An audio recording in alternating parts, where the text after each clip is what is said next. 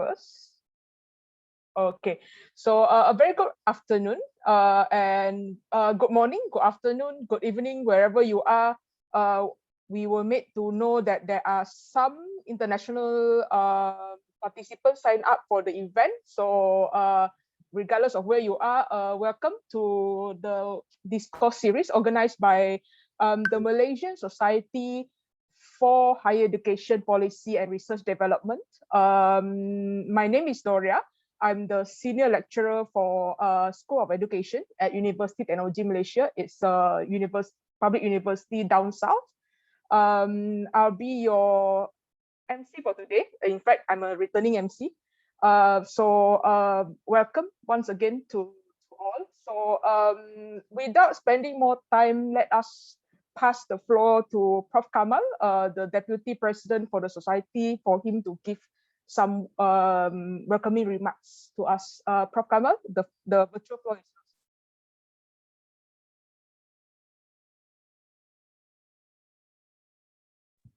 Okay. Thank you very much, Doria. Assalamualaikum and a very good day to everyone. Mr. Guy Paring, the Regional Director for iGraduate Asia UK, our moderator for today's session. Our esteemed speakers, Associate Professor Dr. Muhiza Mustafa, Professor Rebecca Taylor, Professor Trans, and also participants of our PenDaPaT Discourse Series 2, entitled Internationalization and What's Next.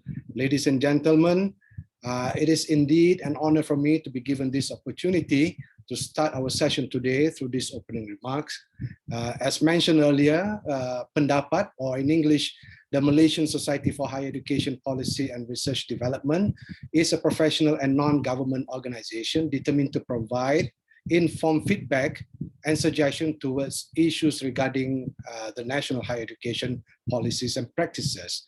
Our discourse series for today wishes to look deep into issues pertaining to internationalization in higher education, particularly those that concerns policies and approaches that we think should help us to enable us to achieve most, if not all, of the intended purpose of embarking on our internationalization agenda.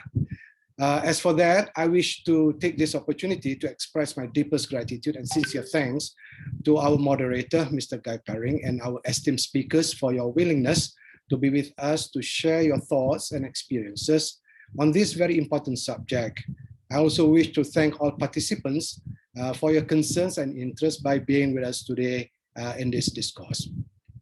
Now, ladies and gentlemen, a short one. The Malaysian higher education has consistently placed a huge emphasis on internationalization in its agenda through a series of bills like the National Accreditation Board Act in 1996 that enabled the establishment of MQA, or the Malaysian Qualification Agency, or LAN in the beginning, right through the Private Higher Education Act, Private Higher Education Institution Act, which was established in 1996, the University College Act in 1971, which was then amended in 1996, the National Higher Education Funding Board Act, which established the National Higher Education Funding Corporation, or PSPTN, just to name a few. All of these bills has actually incorporated internationalization one way or another into it, and had a role in shaping the Malaysian higher education internationalization to its form today. Now, following that, the Ministry of Higher Education Malaysia, through its two strategic documents, has specifically identified internationalization as a thrust in its first document, called the National Higher Education Strategic Plan, that was launched in 2007, and then global prominence in its second document, called the Malaysian Education Blueprint 2015-2025, which focus on higher education. Now, certainly these specific objectives, there are specific objectives to be achieved through these agendas. And beside the much anticipated narratives on economic benefits for both universities and the nation, and equally important, or if not more, the narratives are also inclined towards the nation's desire to attain global reputation and international standing in providing quality higher education while continuously developing institutional capacity building through the highly competitive global higher education environment. Now, this was designed through several platforms like international collaborative research and publication, joint curriculum development, joint accreditation, mutual recognition of programs, teaching and learning, and even development of academic staffs and students through mobility programs. Now, within the context of the students' development and international exposure or experience was found to have contributed significantly towards an enriching students' learning experience that can help students to achieve attributes and competencies to facilitate them to understand and navigate themselves through the complexities of the global challenges. The experience was found to have helped students to be hired easily in the job market, as verified by many researchers on graduate employability. And in addition to that, the international experience was found to have increased the students' competitiveness in the global labor market due to their enhanced ability in communication and intercultural understanding. Now, as such, there is no doubt that the internationalization in higher education is an important agenda, as it brings benefit to all dimensions of higher education, be it in the interest of the students, academics, and even the institutions and nation. There is, however, a few questions, though, Malaysia should ask, I think, which I would suggest we look at deeply. Among them are, what new values can Malaysia higher education offer in order to attract students from all over the globe, rather than mostly from specific regions, as indicated by our studies, to experience Malaysian higher education, or perhaps a niche product unique to Malaysia that can be shared with the students of the other parts of the world? Secondly, are there possibilities to streamline all policies and decision-making processes from all the agencies involved in managing international students coming to Malaysia, or even sending out students, Malaysian students, in obtaining international experience, so that it could facilitate the students' mobility better, faster, and more efficient? Thirdly, how can we ensure quality in all of our participating institutions in carrying out the Malaysian higher education internationalization programs? And finally, at least from my part, the biggest question is, now that international mobility restrictions are taking place due to the pandemic, what can be the alternatives? Can the virtual learning approach help to effectively resolve our internationalization desirables? So I'm sure the discourse today can bring up more issues than those that I've mentioned to be discussed, and hopefully provoke us to resolve it through the diverse experiences that we have among us. And ultimately, we hope this could be translated into the reconstruction of our approaches, or even reconstructing some new new approaches and new policies on internationalization. So with that, Doria and all, I wish you once again, especially to our moderator and our esteemed speakers, thank you very much for your willingness to be with us this afternoon, or at least afternoon in Malaysia, and to all participants for participating in our discourse today. Thank you very much from me. Assalamualaikum. Thank you. Salam, Prof. Kamal. So thank you so much for the welcoming remarks. I think there are some questions that that should be touched upon by the moderator and the speakers later. So let's begin our session. But before that, let me share some ground rules. You should be able to see a slide in front of you. So as mentioned by Prof. Kamal, we are from the Society of Higher Education Policy and Development. It's a non-government organization in Malaysia. The key underlying principle behind this particular society is, in order to make good decisions, we have to make empirical decisions. So the overlying principle of this society, we want every policy, higher education policy, to be as much as possible be made based on data. So go to the website www.pendapat-malaysia.org. This is a quick introduction, and find out what we do there. If you're interested, sign up as a member. We have a multitude of activities lined up for members. Discourse series is just one out of the many activities organized. Now, this session is recorded and it will be uploaded to a platform at a later date. We are pretty new in this thing, so we do not have a YouTube channel as yet. But rest assured that all these conversations are available and should be shared to all. So we will be setting up platforms to share our discourses in the near future. So hi Guy, Sam, Prof. Rebecca, and Prof. Tran. We are happy to have you here today. So let me read out the Chatham House rule. This is how we are basing our discussion for today. It's a very short paragraph. When a meeting or part thereof is held under the Chatham House rule, participants are free to use the information received, but neither the identity nor the affiliation of the speakers nor that of any other participant may be revealed. So rest assured, again, it's an intellectual discussion.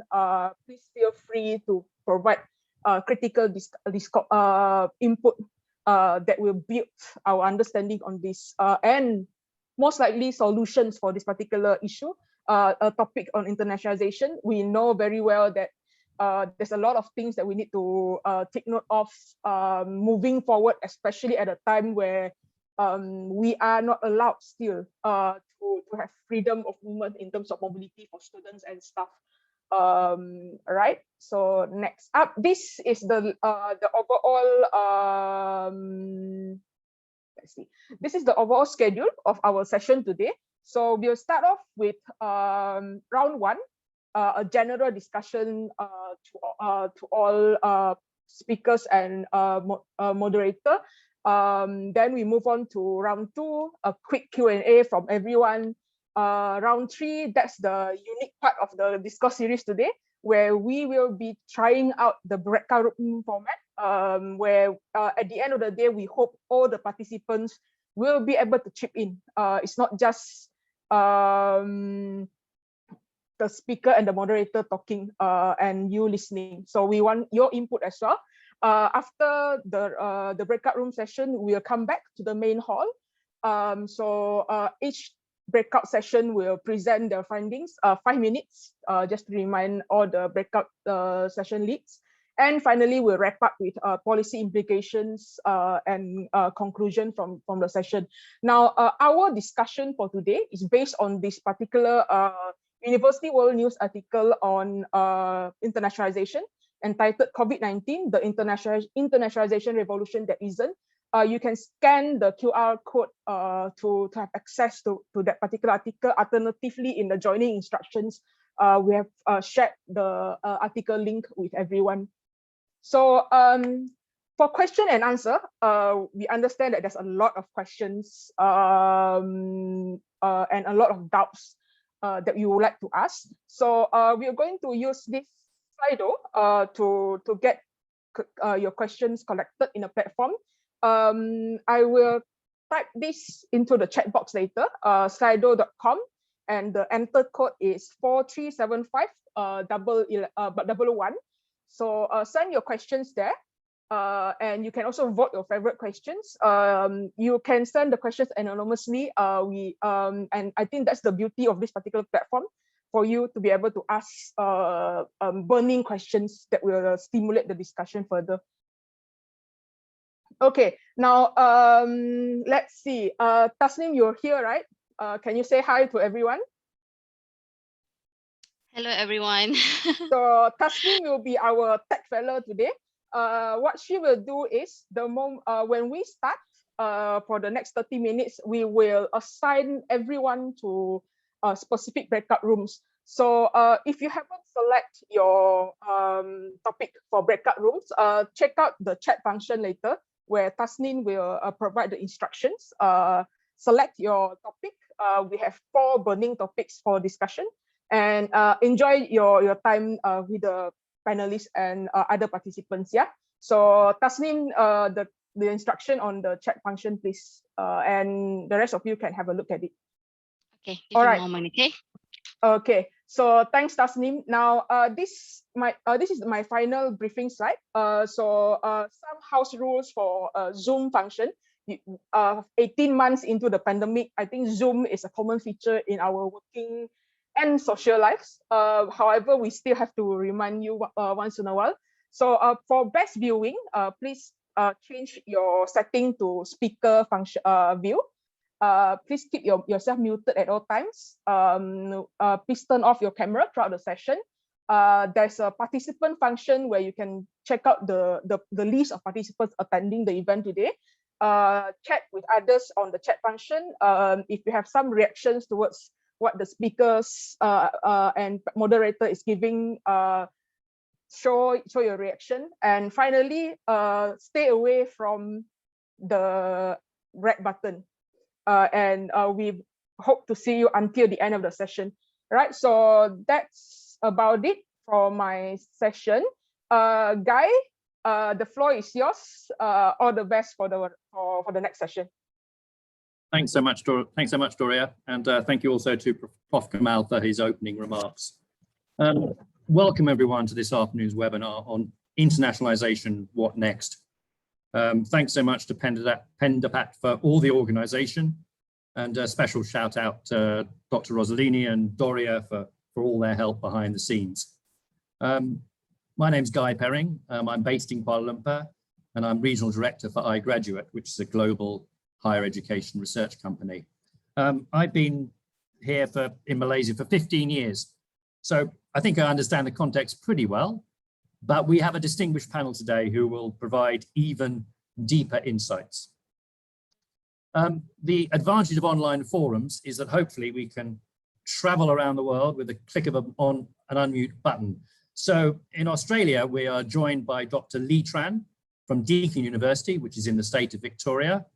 Afternoon, Lee, where are you currently?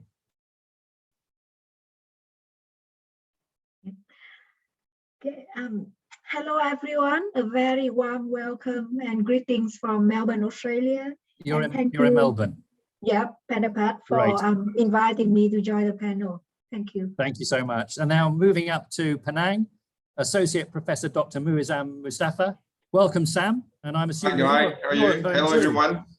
Yeah, hi guys. While I'm stuck in Penang, I would love to go back to Kuala Lumpur every now and then. Unfortunately, we can't, but I'm in Penang actually with University of Science Malaysia in Penang.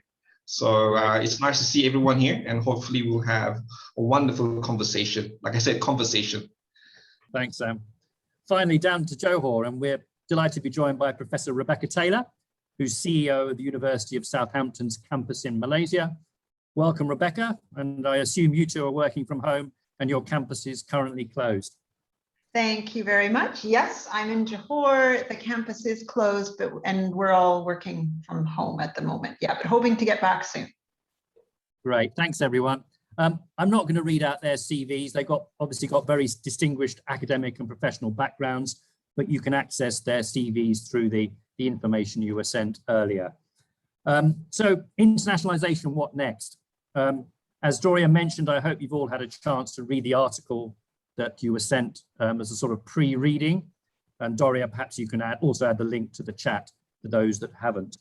Just a few observations from my perspective. I think we need to be clear about the difference between internationalization and globalization. Globalization is an external force that we can't really control.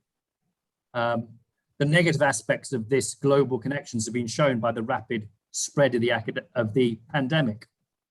But internationalization is a choice, both at an institutional and government level, about how we engage at a global level. Have we the capacity for international students? Have we the need for international staff exchanges? Individual institutions will need to make those choices based on their context. My organization focuses on the student voice. And so over the last couple of months, I've been touring Malaysia, China, Singapore, and Thailand, only virtually, of course, telling institutions what their students are saying and feeling. And issues that I hope we might look at later are rising concerns about mental health and isolation, questions of value for money, where the campuses are closed? And also, how can online replicate the social aspect of university life? As Dora has explained, some of the key themes we'll also be looking at today are student mobility, technology, the issue of geopolitics and how that impacts on student mobility, and also the financial sustainability of institutions who are quite often reliant on international students. So what next for internationalization? Sam, over to you for your initial thoughts. Thank you, Guy. Hi, everyone. I hate to be the first, but it's always in the spotlight on you. But anyway, I think Guy and everyone else, it is rather unfortunate now we are in the situation where internationalization is almost to a halt in a sense, because I think we are so used to take for granted that internationalization will happen from where we're from until forever, because we think that, okay, nothing could actually stop internationalization from happening. But I think, this is just, again, my personal point of view, I think this pandemic is actually the kick in the gonad, again, for lack of better words, that we needed actually, because I think apart from taking for granted of the internationalization that we think that is going to be, again, number one, it's where institution will have them as their financial support, or I mean, their financial, to help them with the financial sustainability, and then of course, where we believe that we are immune to anything that could stop internationalization. But I think the article, if the article say if I could summarize the article, all it's saying that we have not really looked at problems and concern. We are just all this while, whatever initiatives that we take in internationalization are piecemeals, because we don't really need to see the need to push. This is when I think there's a pro and con with what's happening at the moment with COVID-19. But I think there are real problems and concern that now we have to look at because of what's actually happening to us globally. There are now we realize we need to push our technological readiness. We need to look at future-proof programs. We have to start looking at, again, the governance and autonomy, how university now should behave. I mean, now that we are not allowed to do a lot of things. We even have to look now at as simple as the type of students or the diversity of the labels, the student label that we are looking at when it comes to mobility here. This is what I think. I think this article is rather apt that it's as part of this main discussion today, so that hopefully now to look at what's next, we need to understand the basic tenet. What are the problems that we're facing? I think key number one is that we are caught with our pants down, literally, in a sense, because we are not ready for it. We're not ready for COVID-19 because we never thought this will happen actually. So I think hopefully this will take us to our next point of discussion later on, which I have. Hopefully in my group, we'll be able to look at what's next, what will be the strategy. And the key thing is, I think in discussion today, for any policymakers, when we need to first identify what are the real issues that we're actually facing at the moment, which I think it's us. Thank you very much. Thanks, Sam. And do you think, I mean, often people say you shouldn't waste a crisis. There's a real opportunity for change. Do you think there's willingness though at the top of the institutions to do that? Well, Guy, there's yes and no, because the thing is you have to look at as well at the institution. It depends on whether you're a public institution or you're a private institution. But I think both ways, either at the private or public institution, we do need to look at this as an opportunity. The only thing is now the problem that we're facing at the moment is, yes, we want to look at opportunities and probably solutions. But again, do we have anything to support that desire to do that, i.e. the policies, the fundings and whatnot? So I think there's a yes and no to this, which hopefully later on we could discuss further. I'm sure we will. Thank you. Let's go down to Australia. Lee, please, can you tell us your perspective on the question, internationalization, what next? Yeah, sure. Thank you, Guy, for opening the floor, and Sam for sharing your very provoking perspectives. So in response to the points raised by the authors from the article, I would like to discuss three main aspects.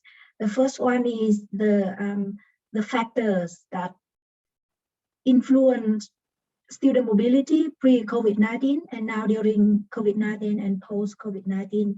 And the second one, I would like to touch on in one point that is mentioned in the article about the dependence or over-dependence on international student fees. I would like to look at extend that point and look at the virtuous circle between international student fees and the commercialization of international education and research ranking. And the third one is I raised a couple of points in one of my articles on University World News that published before the article that we focus on today, but aligns with a couple of their points.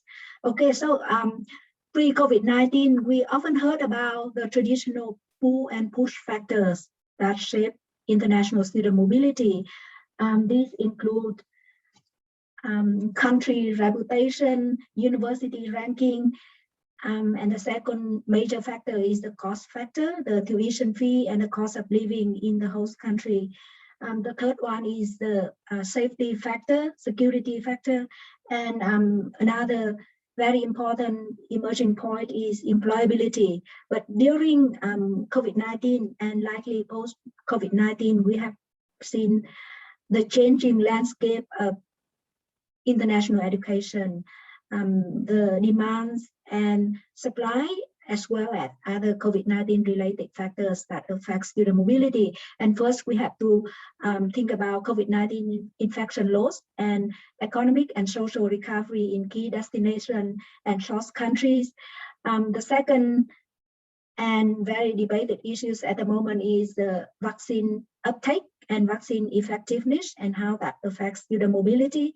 The third thing, which is a very thorny aspect of Australia at the moment, is the length of border closures.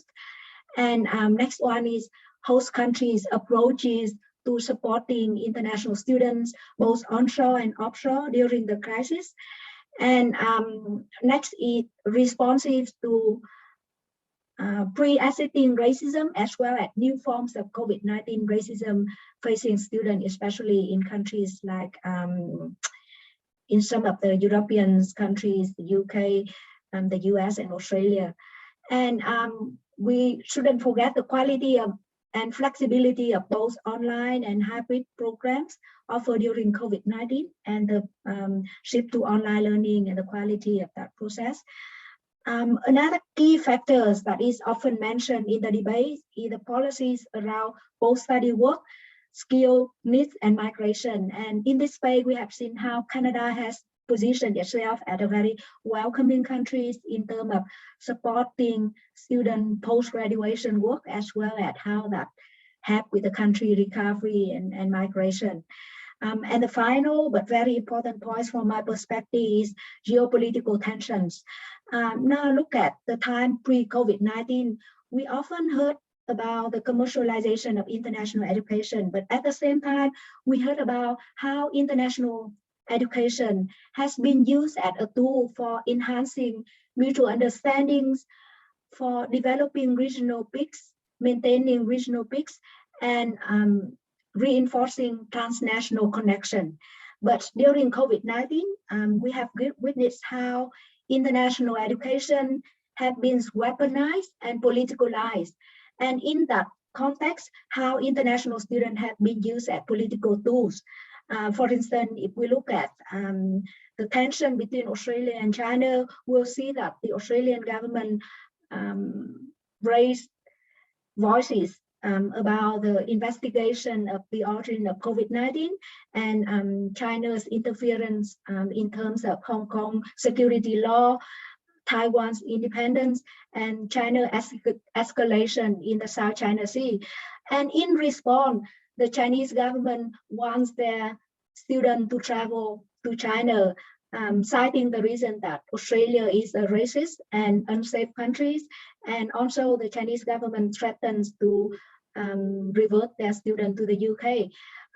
So in that context, we have seen international students have been positioned as political tools. But what I'm more concerned is the impact, not only the impact of rising geopolitical tension on international students and student mobility trends, but also on the sense of belonging and loyalty of international students and their well-being, as well as their learning as well. Now, I would like to quickly move to the second part in relation to the article about the commercialization of international students and the dependence of host institution and host country on international student fees. With this, I would like to look at the further circle of research funding and international education. So we see that international student fees subsidize research in a lot of countries, especially key destination countries like Australia, the UK and US, and research performance impact. Okay, I see sorry, I just saw a notification to join a breakout room. Yeah, Yeah, don't worry. Sorry, I'm working my stuff at the moment, so just ignore the notification. Sorry about that. Yeah, no, that's okay. Yeah, so it research performance that in turn impacts university ranking, and university ranking affects destination attraction, and destination attraction is closely related to international student recruitments. So that is the virtuous circle that we need to pay attention to. So finally, I raise a few key points that I have written in my University World News article entitled Understanding the Full Value of International Students, also touching on the position and positioning of international students in economic terms. So in this context, I would like to raise a few questions.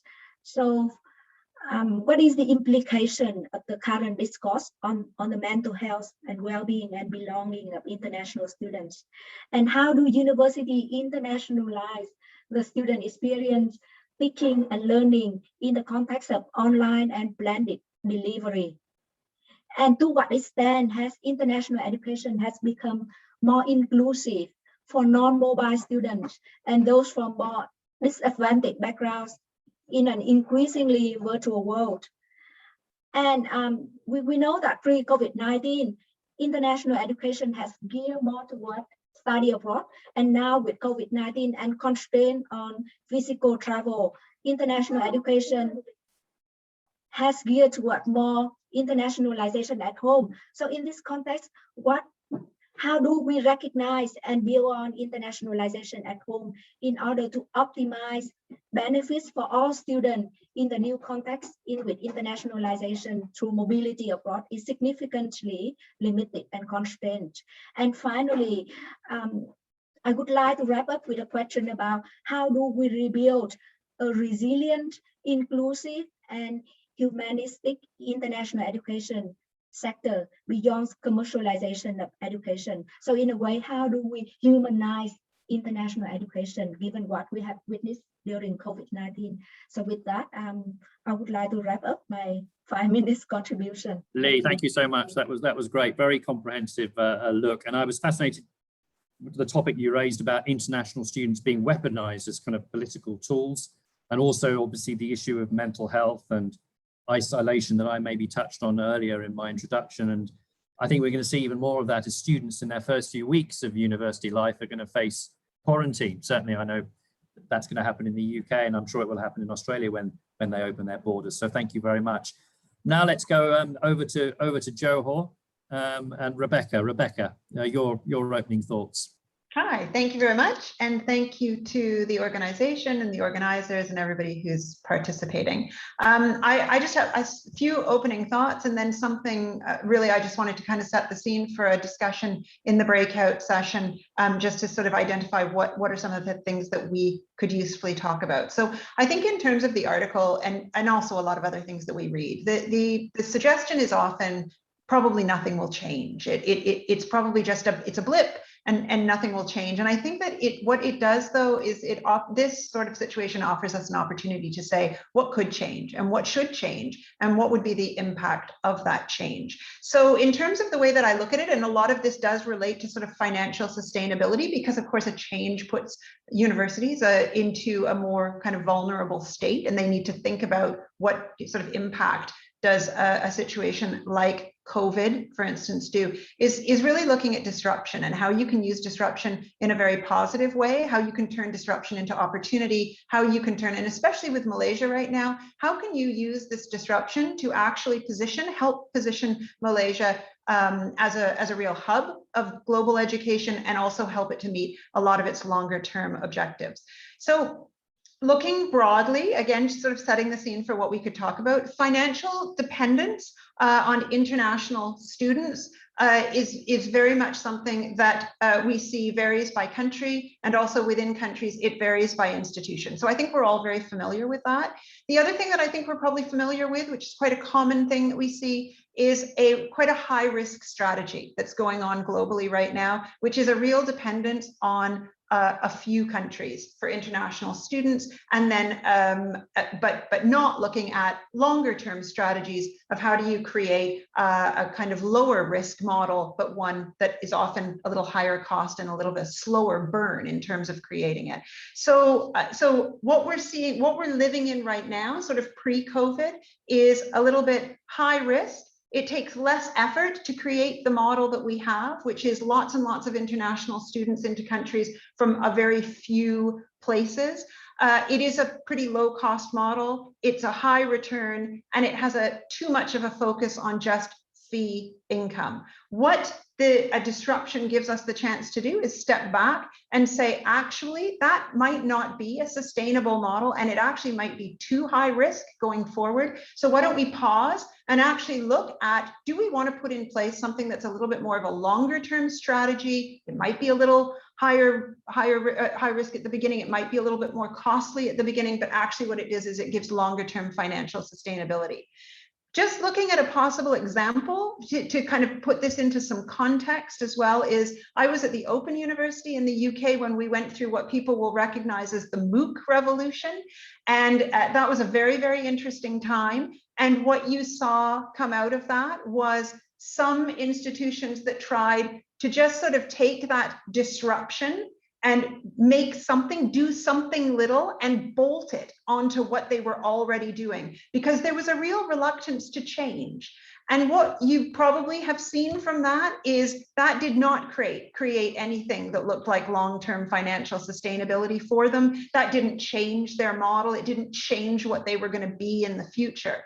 But what we did see was we saw some institutions globally who took that moment of disruption and they said, you know what, let's pause and let's think differently about this, and let's take some risks, and let's look at how we can do things different. How can we, change our model in order to fit the future and modernize? And actually, there are some fantastic examples of institutions that did that and took that sort of risk at the beginning, and actually have 10 years later, when we look at what they've done and what they're delivering now, those are the ones that are really leading the way globally in terms of the sort of technological change and the way that higher education is offered and delivered to students. So it's a very interesting space. 10 years on, we have a COVID disruption, and that has the same potential to get institutions to pause, to stop and say, actually, if we look at longer term strategies instead of just short term gain, what are some of the things that we could really do differently in order to create that longer term sustainability? So in the breakout session, I have some little facts and figures that just, again, give a bit of context. I won't go into that now, but I would say that what this means is for Malaysia, again, sort of supporting where Malaysia wants to go with this, we should be looking and pausing and working with those bodies to say, in terms of students, does this mean internationalization? Does this mean more exchanges? Does it mean less exchanges? What are those exchanges going to do? And what do they add? What kind of value do they add? How could we be more creative in that space? Does it decrease the reliance on this sort of just a few countries? Because actually that is a longer term strategy, higher cost, but longer term potential for financial sustainability. Will it increase diversity of student populations? And I think that it will over the longer term if we're willing to take that step and look at really creative solutions to it. And it means maybe being willing to change delivery modes. It means maybe being willing to have hybrid models. It means maybe working in sort of global exchange bubbles that are more focused and that deliver something more specific to students, rather than some of these offers from universities that say, we'll send students to 160 countries. And you sort of think, is that focused enough? Is that really going to deliver internationalization and a global experience? So it's about being willing to kind of pause and say, what does that longer term, what could that longer term picture really look like? Finally, I would just summarize by saying one of the things that really came out of the Mooc Revolution, as we sort of knew it, was people really were inspired by institutions or countries that decided to pause and look at modernizing and doing things differently, that were willing to shake things up a little bit. And actually, this is a real chance for Malaysia to be one of those countries, and for the education sector to really show internationally that they were willing to pause and do things differently and try new things and actually be a leader in the sort of post-COVID period. So those are some thoughts, Guy. I hope that's helpful. Yes, absolutely, very helpful. Tons of ideas there. Is Malaysia ready to make that pause and make that lead, do you think? Do you know, that's a really, really good question. And actually, I've probably been learning that. I've been here for 3.5 years leading the expansion of Southampton. And so through that time, it's given me a chance to really work quite closely with a lot of sort of ministry colleagues, higher education colleagues, and industry. And I would say probably, and that was before COVID and then during COVID. And honestly, I would say absolutely the potential is there to make a change, to pause, to do something more creative, to take a few risks, but actually to really put Malaysia on the map as a hub for it to deliver a lot of the priorities that it has a real appetite. You can see the real appetite for change and for leadership within Malaysia in this sector. And I think there's the real skill, there's the talent. And so I think it absolutely is there, but I do think that it's going to take a concerted effort to pull it together and make that change. Right, well, that's a really positive message, isn't it, of hope that Malaysia is ready for the change in some ways. Great. Doria, I'm conscious that we're collecting questions from the audience. Yes. Are you able to share? Yeah, sorry, Sam, go ahead. Sorry, if my apology to interrupt. If I may just echo what Rebecca was just saying earlier. I think that taking a step back to pause and to look at, again, I think it's a really good idea. And I think one of the key things that we need to pause and look back is at probably the way we do things, especially when it comes to internationalization in Malaysia, for example, Malaysia or globally, for example. I think we need to relook at the definition and terminology of the keywords that we use. For example, for mobility, we need to relook at the value, for example, the definition of the words. I think we also need to take a step back, and we have to start to relook at the activities pertaining to those terms and that we use. Because I think one like what Rebecca was just saying, taking a step back, but also knowing where to focus, because I think there's a lot for us to look at. And we also need to look back and probably pause and think about what the impact and the purposes of what the changes that we need to have. And of course, the main point with all of that is, again, collectively, we need to identify the main concerns and problems, because then again, with the problem, we have ways forward, and how to probably find solutions to it. I think apart from that, even for example, I can echo what Prof. Tran was saying as well. Even for example, the definition itself actually relates to geopolitical concern, quality assurance concern, safety and health, and other difficulties, mental health, for example. So I think I like to echo what Rebecca and Prof. Lin is saying. Taking a step back is important. But the question is that I would like to put forward is that, do we have, for example, now, I think we are at the, if I may say, we're at the mid towards the end of this COVID-19 pandemic. I think with all the vaccination that's happening, if you look at US, it's open now, in the UK as well. People are going out again. I think universities are having classes again. The thing that we need to ponder and question is how long does it take, and how quick do we have to make that decision? So that comes to the governance and also probably the autonomy of the country, or the people of the office, to make that quick decision for a positive turnaround. I think that's just to echo what my colleagues say. And Lee, do you think in Australia that they can they're going to make a similar pause, a similar change?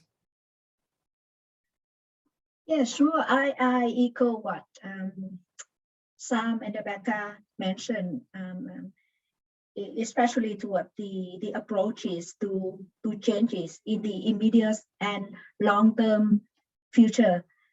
I guess there has been a wake-up call about risk management and crisis response in international education for Australian university as well as Australian government.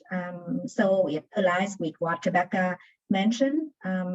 So in the sustainable plan and recovery plan for international education, risk management has been quite high in the agenda. And together with that, more than ever before, we have been aware of the external factors, the factors in the environment that shape the direction and operation, as well as the survival of international education. Those factors are, like clearly health, the pandemic. In Australia, we also mentioned bushfire, so natural disasters, geopolitical tension, as I mentioned before, politics, and how that shaped not only student mobility, but also transnational collaboration, institution to institution collaboration across the countries, and research collaboration, offshore education and transnational education as well. And other factors like economic recovery, vaccine uptake. So all those factors now in the environment are having direct impact on international education that before, I think in a way we operate in a much more simple way, with a focus on student recruitment and transnational collaboration. But now we certainly see so many factors that affect certain collaboration and certain student mobility trend. Great, thank you.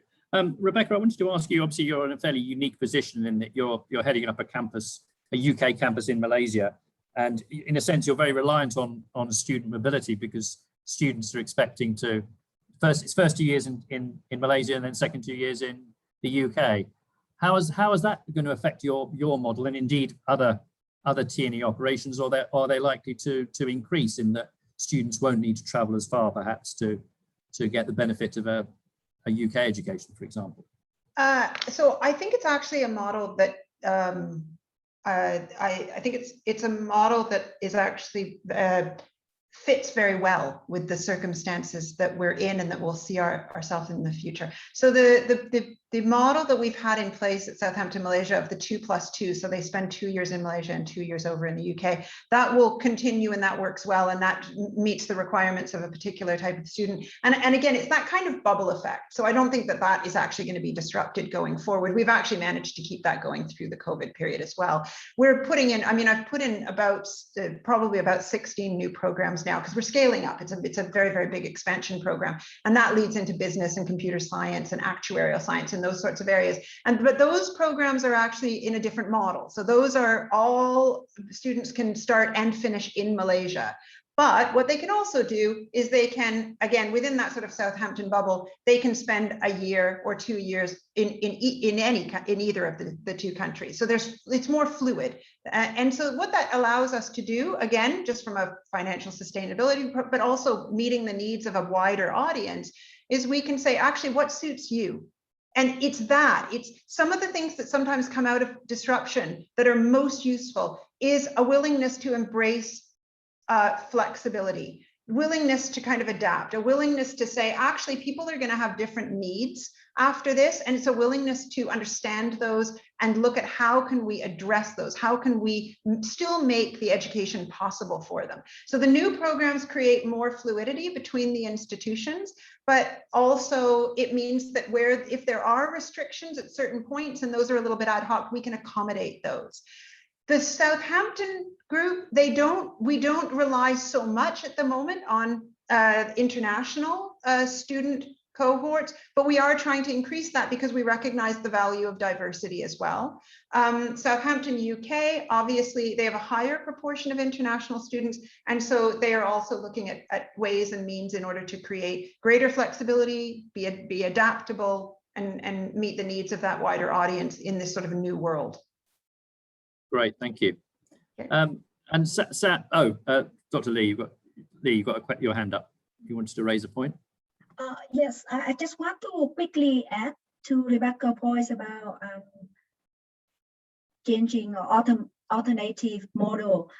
Sure. I think one of the latest model about transnational education partnership is the one that is in the pilot program by the Vietnamese government. So Vietnam is the first country in Asia that offers that pilot program that allows foreign provision of full degrees, either online or blended learning in partnership with Vietnamese university. So what is new here? We have heard about foreign provision of full degree in Vietnam or any other countries. So that is not new.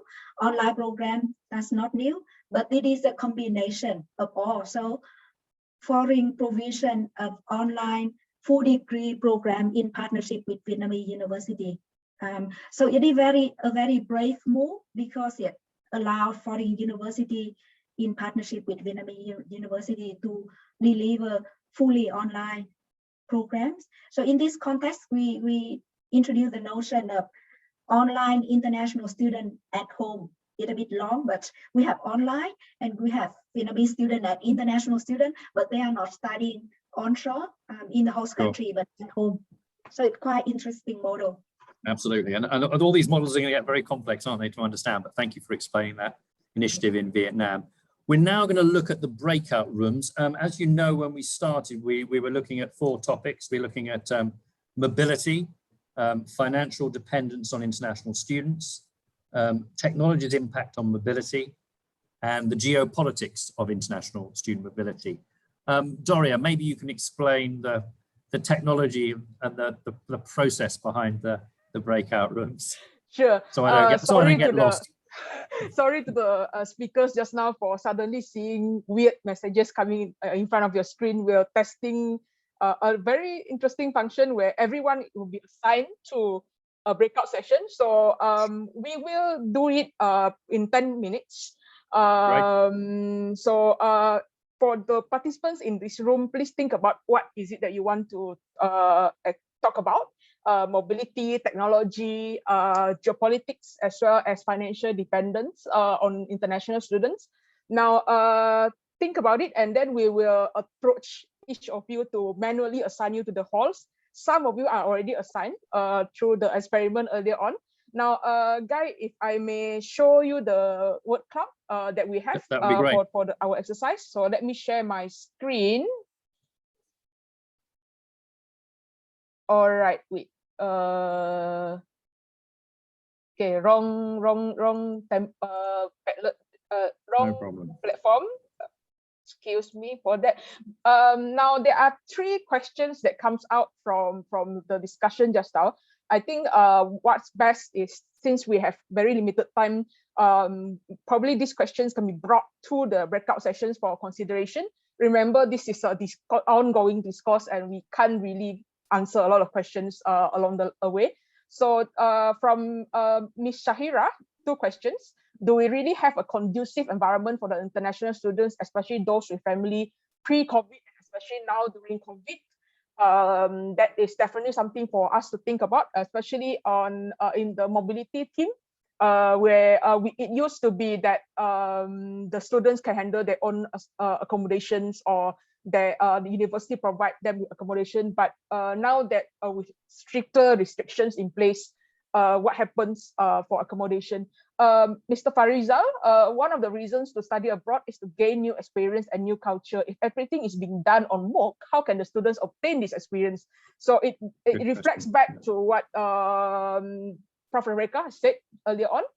And finally, during the COVID era, students feels totally isolated, ununiform and stressed out. So again, this is a different side of students on mental health issues. Now, let's play a game.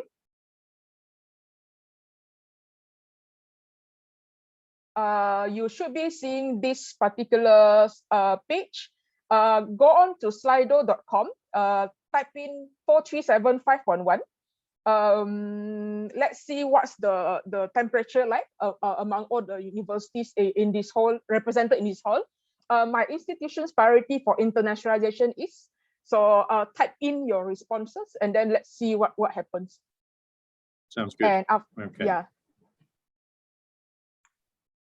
Guy, while people are doing that, I just wanted to clear up yes, what please. I think may be a little bit of a misunderstanding. So question 2 suggested that that I was saying something about, you know, let's use MOOCs. Not at all. We shouldn't be. That's not how. That's not anywhere near the future of education. Well, what I was saying was the Mooc Revolution, as it was called, that happened 10 years ago. We saw a similar level of disruption and uncertainty and nervousness and anxiety. And then we saw how different institutions and countries handled it. And some of that came out well, and some of it didn't. And I think what we need to do is take some learning from that in how we deal with disruption now. But sort of connected to what Professor Tran was saying as well, obviously, online learning gives us the opportunity for more people to experience an international education, but less mobility. Do you think it's a sort of it's a mixed model, or it's a hybrid model that some are going to experience online, some are experience campus, or is it a combination of the two aspects? So that's a bit of a confusing question, but I think there's incredible value in us looking at different aspects of a hybrid model. I think there's the danger that what we immediately do, we all jump to something that we know. So that means, oh, it'll be half online and it'll be half face-to-face. That's not what hybrid really, I mean, there's so many more things. It's about being creative within those named spaces, and actually really thinking kind of beyond what can be in that space, what can that look like in terms of the next 10 years, how will that advance an institution, how will that support students in a really different way, or a different audience of students. It's about being willing to think really innovatively and creatively, and I think we can certainly do that, not to get tied down by these labels, because the labels are actually restrictive in and of themselves, but to think creatively. Right. Thank you, Rebecca. Sam, coming to you actually. Can we focus on the Slido, which as you can see, the words are coming up, and student experience comes up, which is obviously correct. It's a key aspect. Looking at student experience again, are you going to be able to replicate that the online social aspects social aspects of university life online, and how can you ensure a rich student experience? Thank you, Guy. I think if you look at the, again, we look at the definition and value of mobility. It's about we're looking at experiential learning. Yeah, we're looking at being able to experience the 5 senses. You have, sight, be able to see, taste, and touch, and whatnot. I think at the moment, just to echo what sorry, my brain is running away a bit. What Prof. Rebecca was saying. When you look at hybrid, I'll get back to you on that. When you look at hybrid, it's based on my personal experience. We had a working mobility program, for example. These are when we say mobility, we have slightly broad, and we have the normal mobility, the summer programs and whatnot. Again, it's about the experiential learning, the experience. So I think the hybrid that we tried on our part is when we work with the university. I'll just give an example. We work with the university in Japan. With my colleague, Dr. Hafizal. So what we did was, of course, there's no way for us to get students from Japan to come to Malaysia, right? Because again, it's about the experience. So what we did is we had to be creative, where we contacted Malaysians in Japan, for example. Again, because we do still want that experiential learning to happen. So what we did was apart from the classes running online, we actually posted and worked with friends and colleagues in Japan to give them this box of experience. Yeah. So for every time we are launching a class, for example, on culture, so they open the box and then you get the saris, for example, or the food, for example, dry food and stuff like that. That is one of that creative experience that you get. I think when you say hybrid, doesn't mean there's just the online and face-to-face, but then again, where you have to do it online, but it doesn't mean you cannot have it so-called that experiential experience that they can actually touch, feel, and smell. That is one thing. So I think it's about being able to foresight and about to shift that value when you say mobility.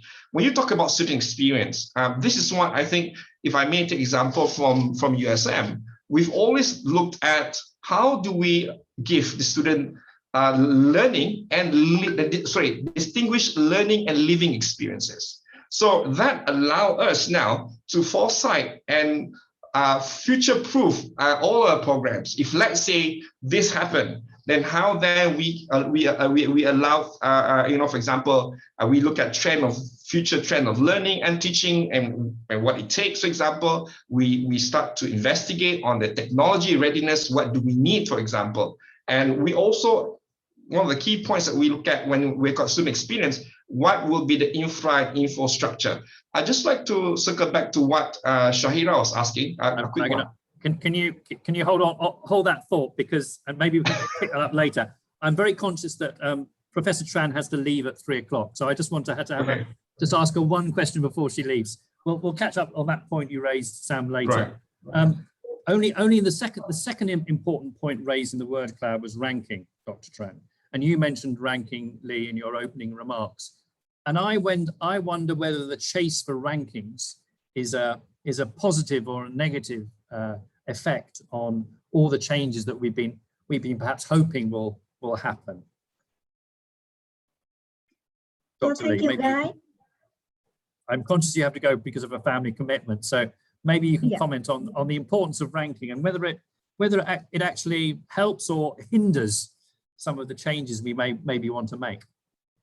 Yep. Thank you. I think that is a really important question and a challenging one. I'm not sure I have an answer, but I think the ranking here now intersect with safety and the treatment of international students as well. So before, we often look at ranking and the criteria that underpin the ranking of university, and we see, quality of teaching and learning, quality of research, number of publication, so all those factors that determine the ranking of university. But I now think that prospective students and their families will take into account ranking, together with the additional factors created by the context of COVID-19, including safety, treatment, COVID-19 loads and vaccination rate, and so absolutely, yeah. So they're going to look wider than just the rankings, which yes. I think personally is a good thing. But that's just we won't go any more into rankings because I know it's a sort of rabbit hole we could spend the whole afternoon discussing. I think if it's okay, Dorian, I think we'll move into the breakout rooms now. That would make sense in terms of the timing that we've got. Would that be appropriate? Great. So do we need to do anything from our end? For those who haven't indicated which room you are, please let us know. For those who we already assigned, we will start moving everyone into breakout rooms. For now, Tasnim, are we clear to start? Yes, we will start to move everyone now. Okay. Give us around 5 minutes, yeah? And if you can, so we'll start moving into your breakout rooms. Obviously, myself and the other speakers will be in charge of the various breakout rooms, and hopefully we'll lead the discussion. And then we'll come back at around 3:10, Doria. Would that be appropriate? 3:10. 3:15 is still all right. 3:15 is still all right. 3:15 is all right. Okay. Yeah. All right. Okay. Let's say 3:10, 3:15. Yeah. And then obviously the speakers themselves will summarize the topics of discussion that occurred during the breakout rooms. So hopefully you'll all leave into your breakout rooms and we'll all gather together again in a few minutes. Thank you very much. Thank you. Thank you. Please accept the notification saying that you will assign to the breakout room. Yeah. Thank you. Okay. Thanks for being with us. I mean, it's too bad that your timing is like a bit short to be with us today.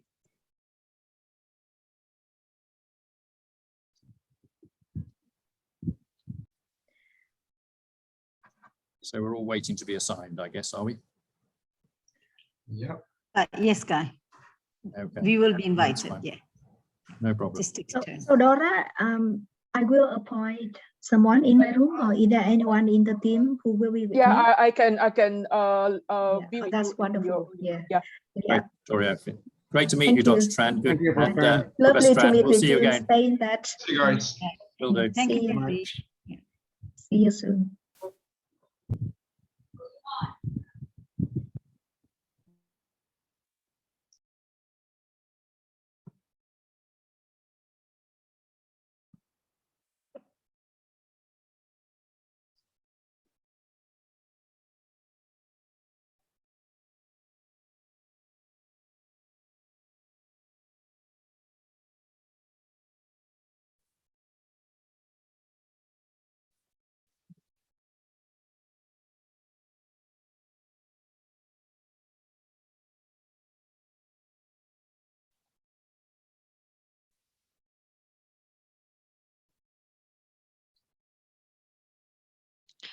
Hello, for everyone who already been assigned earlier, you need to join yourself to the assigned breakout room. You can go down and you can see the breakout room, and you need to click to join. Yeah.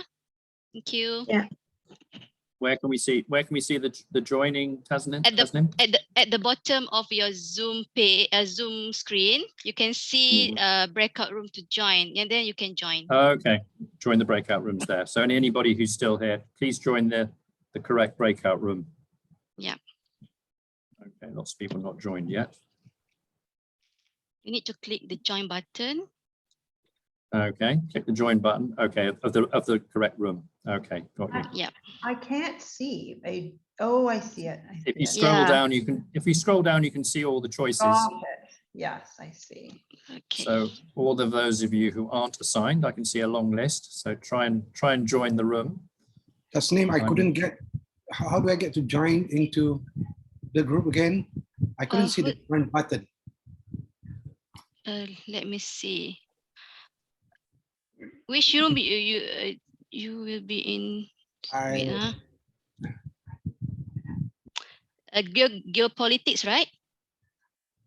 Right, in the geopolitics. Okay, let's see. Let's see. No, I couldn't see my name there. Okay, let me check. Sorry, this properly. Oh, okay. May I know which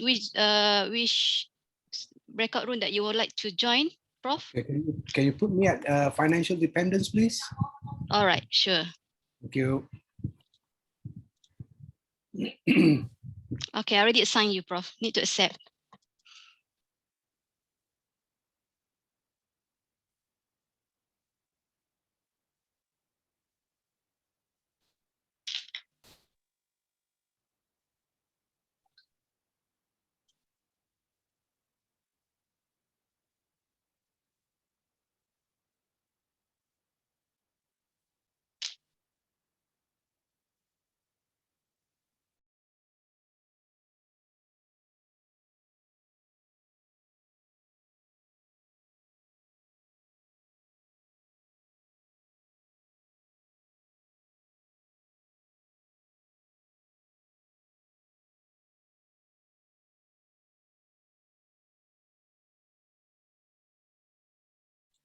Hello, everyone. I already assigned all of you to your breakout room. Can you click to accept the invitation, please?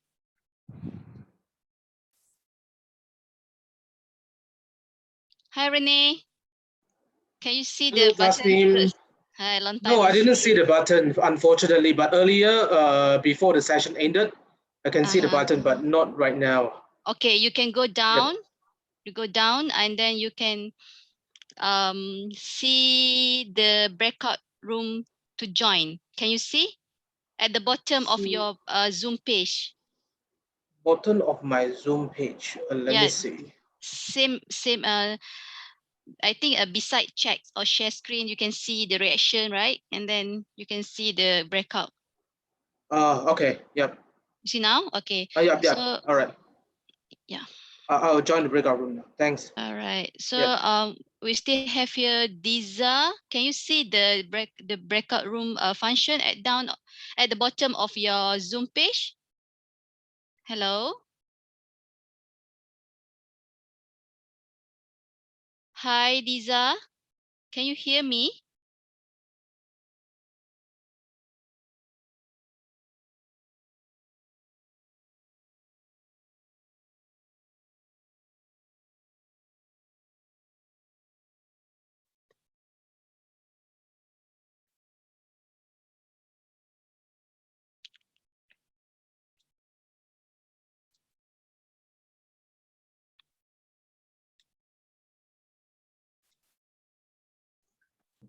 Tasneem, I'm joining the mobility breakout room for a while. I don't know why Dr. Rose invite me. I just go and check around over there. Okay.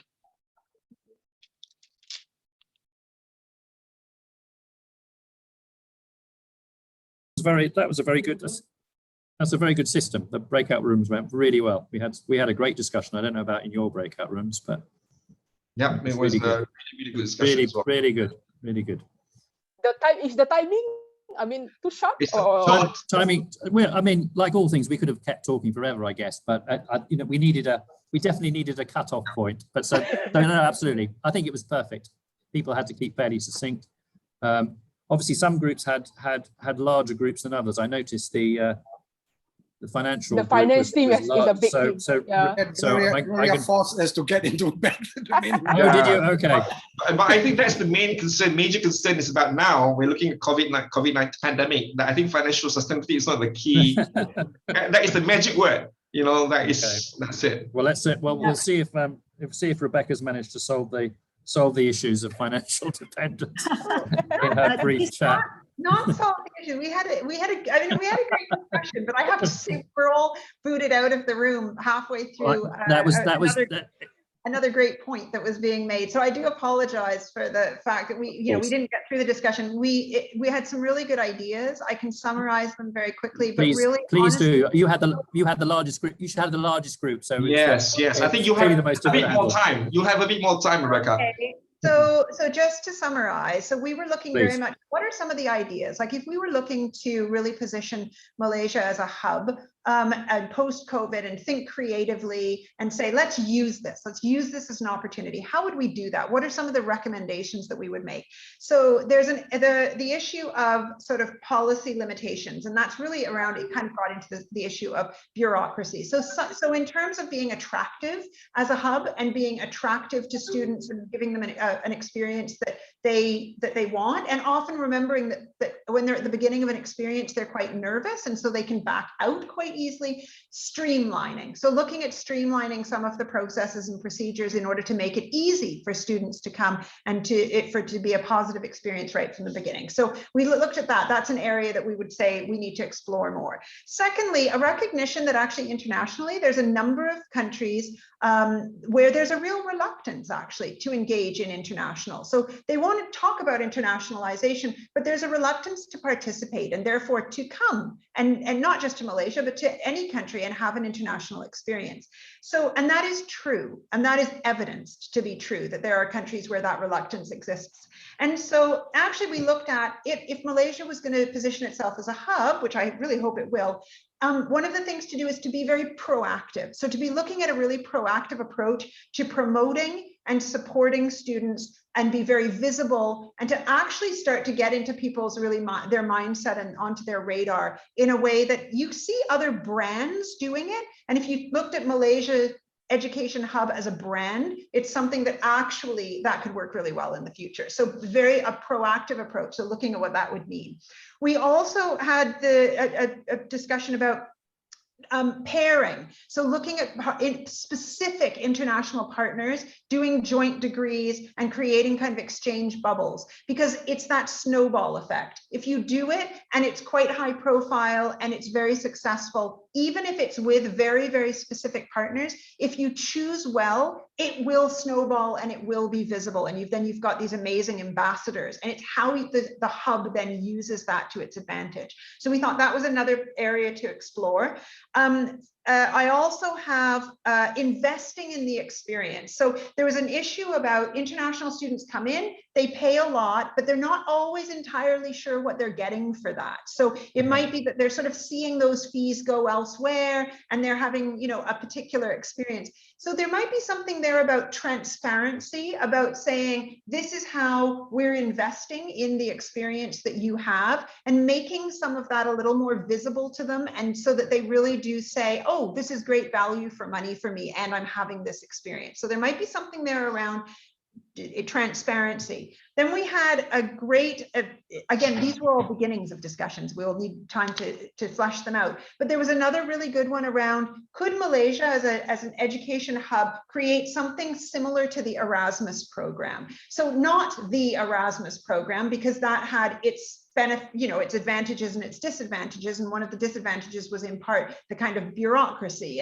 and there was some restrictive parts to it. But actually taking some really positive bits from the Erasmus program and actually saying that actually could work really well from a kind of under a sort of hub umbrella. So looking at how could that be created, it would be a framework, there would be scholarship opportunities. That would be a really great way to put Malaysia on the map. And then finally, we sort of wrapped up with just making sure that what we create within that hub space has uniqueness. So there are unique parts to it, and thinking really creatively about what are the kind of USPs, what are those unique selling points as Malaysia as a hub.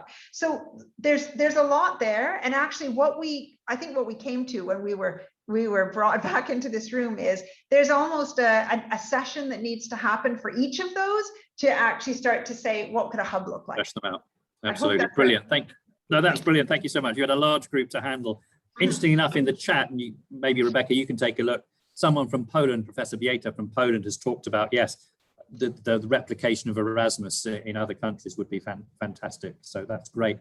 Doria, were you going to summarize the group that Prof. Lee was going to was leading? Sure. Yeah, great. Doria, I'm okay, conscious of time. We're going to run 10 minutes over, but the platform will close at 3:40. So you need to be very brief. Sure. Sorry. Thanks, Okay. Number one, in terms of geopolitics, is it a overall country global problem, or is it a selective area problem? So we are looking at specifically what happens here. Case example, Mae Fah Luang University in Myanmar. Welcome to our delegate from Thailand. What happened with Libya and Malaysia, Middle East, Eastern Europe. So these are the pockets of countries that we need to look at. Number two, yes, it will geopolitics, whatever happened outside the country will affect international student mobility. To what extent, we are still not sure. And number three, moving forward, how are we valuing our international students? Is our welcome to Malaysia a truly welcome, genuine welcome to everyone? And COVID-19 is actually an accelerator to whatever happens in terms of geopolitical issues in higher education, rather than a starting point. So over back to you, Guy. Fantastic. Yes, and Malaysia is always seen as a very welcoming country for international students. Institutions do a great job at welcoming international students. Maybe I can briefly summarize the discussion we had across technology and its effect on mobility. And we had some very personal experiences. We had an Egyptian student who was studying at University of Nottingham, telling us that, you know, unfortunately, that she's feeling quite isolated now because of, although technology is assisting, still she feels that she wants the full campus and student experience. Although she did say also that technology will assist us in reaching out to groups who won't be able to be mobile. And she particularly mentioned the female population in Egypt, who a large number who won't be able ever to be mobile. And so technology can maybe bring that to those kind of groups. We looked at the existing infrastructure that we felt still needed investment. Somebody from a student studying at UTM here in KL, just overall Malaysia needs to invest in the infrastructure. And connected to the infrastructure was just the multiplicity of platforms that everyone's using. So it's very confusing for students. And a colleague who joined us from Thailand, who was lecturing from Thailand, was talking about Chinese students. And the Chinese students in China can't access a number of the platforms that the university uses. So they need to chop and change from platform to platform. And, you know, personal experience, we all know we've moved from Zoom to Teams to WebEx to whatever. It can be confusing. I think that was probably it from me, and as I'm conscious of the time, but people were optimistic, to be honest, the future, but it just needs investment and also some consistency across platforms. Sam, over to you for the final Hi, group. guys.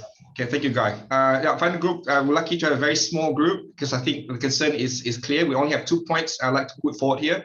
We agree that from the discussion that at the moment, what we are facing now during the pandemic is actually not new. They're actually a pre-pandemic issues that we need to highlight, which is also will affect the pandemic time. Number one is the lack of intercultural competency of the policies and the policymakers and the different agencies. And because of that, you can see ever-changing goalposts and directives from the agencies and policymakers. Number two is that we and the universities and institution must put distinguished learning and learning experience in sense of health, learning, living, must be at the main agenda for this institution, because we need to put that, because apart from for mobility to happen now, we need to understand that we need to put forward distinguished learning and living experience as one of the key area for any institution or agencies. That's it from the group. Fantastic. Okay. Now, obviously, PenDaPaT is all about research and looking at advice in terms of policy implications. Rebecca, you touched a little bit on policy implications, but as a kind of closing remark from all of the speakers, because we need to wrap up in about 5 minutes or so, what would be one policy implication that you've drawn from both the breakout rooms and today's speakers and questions that have been asked? Rebecca, can I start with you? If you had one policy recommendation that you would have. I think so. Well, okay. So I always break the rules, so I'm going to have two. But two. That's fine. So one is about the streamlining. I think that's going to be a critical step in actually making anything else possible. So that doesn't mean lowering standards or cutting corners, but I do think that there's some streamlining that could be done that could make Malaysia, from which Malaysia could benefit enormously. I think the second one is around innovation and flexibility and adaptability. So I think it's about looking at how can there be a broader embracing of uniqueness, of different models of change, of flexibility. And I think that there's a real piece around there that could position Malaysia incredibly well going forward. Fantastic. Thank you so much. Sam, over to you. We're breaking up, sorry. Sam, over to you for that's right, policy recommendation. You're breaking up slightly, but we'll continue. Okay. Again, I have to echo Rebecca. I think streamlining is very important. I think I did say just now that competency is very important. I think all these policymakers and agencies, they need to be able to, they themselves need to be intercultural competent. There are different issues, different difficulties that is faced by partners and by students that we need to address first. And this is really, really important in any policies to change this. It will change the bigger picture of any other issues is actually insignificant as long as the policymakers themselves are competent in terms of intercultural issues and matters. Great, thank you very much. Doria, from your group, what was any particular policy implications that you think you can draw out from the discussions that you had? Very blurring, no specific policy implication, but one thing that Malaysia has to start doing is take a stand. You can't be non-interference or I choose not to comment on this response or this conflict anymore, because at the end of the day, it will affect your main item is your student recruitment. So that's the starting point. Dr. Rosalini has a... Yes, Prof. Rosalini, you're raising your hand. Sorry, Guy, I just wanted to add something. Sorry, is Doria done? Yeah. Sorry. Make a stand. That's the three-word policy recommendation. Take a stand for policymakers. Okay, that's great. So Rosalini. there is another three-letter word three-letter acronym that came out earlier in our financial discussion, which Rebecca said is USP. I think it's important for policymakers to actually look at our unique selling points and raise this and build on this. And I think unless we are able to do that, we cannot compete in the global market. And what are our unique selling points? Well, I think seriously, diversity jumps out. Yeah. You know, we are such a welcoming community. We are diverse. We have such good quality universities. If you look at the ranking of some of our public and private universities, they are up there already. You know, research is growing in Malaysia. So, wow, weather is fantastic. No earthquakes, no typhoon. I can Absolutely. go on. Yeah, no, I was planning to be here 1 year and now I'm here for 15 years. So yes, it's a fantastically welcoming place to be. I think unless there's anything else that needs to be said, Doria, you're clapping your hand rather than raising it, sorry. Thank you very much, everybody, for joining the discussion. It's much appreciated, and I hope all the technology worked pretty well. I thought the breakout rooms were fantastic, and I know we had some lively discussions, and apologies if you were brought out of your breakout room too soon, but obviously the conversation could have gone forever. We look forward to the next chat, and obviously we've kind of almost raised topics now that will probably, I'm sure, feed into the next forum, which Rosalini, correct me if I'm wrong, that's going to be in September probably. I think that was the plan anyway. Yes, the plan. In September. So we all look forward to the next forum. Thank you so much for joining us, and enjoy the rest of your day, the rest of your afternoon, the rest of your evening. Thank you very much, everybody. Goodbye. Right. Thank you so much. Thank you, everyone. Thank you. Bye. Thank you, Stay safe. Gloria. Thank you very much. Bye.